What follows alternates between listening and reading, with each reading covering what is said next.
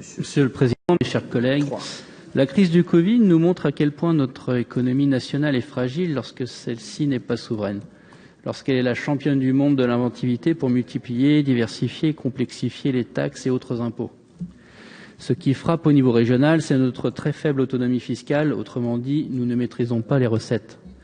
La CVAE sera remplacée dès 2021 par une fraction de TVA sur la base d'un calcul censé compenser l'ancienne recette, mais qu'en sera-t-il à partir de 2022 ?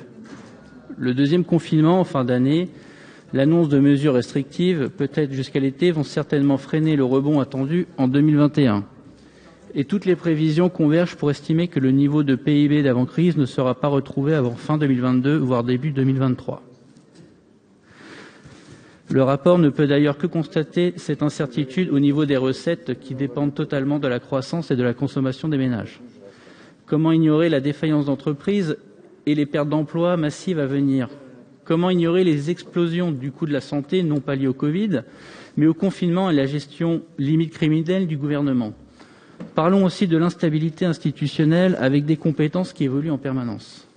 En d'autres termes, la région n'a ainsi quasiment aucun contrôle sur les recettes et effectivement, les marges de manœuvre budgétaires sont très faibles.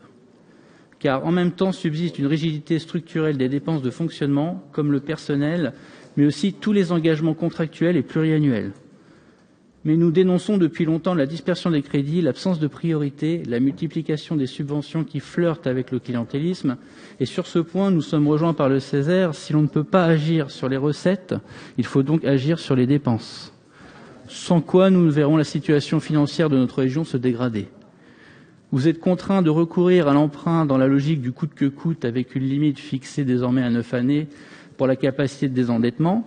Encore faut-il rappeler qu'il est sous-estimé du fait de l'inscription de la TICPE Grenelle en recettes de fonctionnement. Dans le climat d'incertitude que nous connaissons, ce sera un point de vigilance, car cela conditionne l'accélération de votre politique d'investissement. Nous regrettons d'ailleurs le manque de précision et de lisibilité de ce document, en particulier pour la trajectoire budgétaire qui exclut les rames TET. Mais dans tous les cas, il est difficile de retrouver sur 2021-2022 les 500 millions d'euros supplémentaires du plan de relance annoncé. Je vous remercie.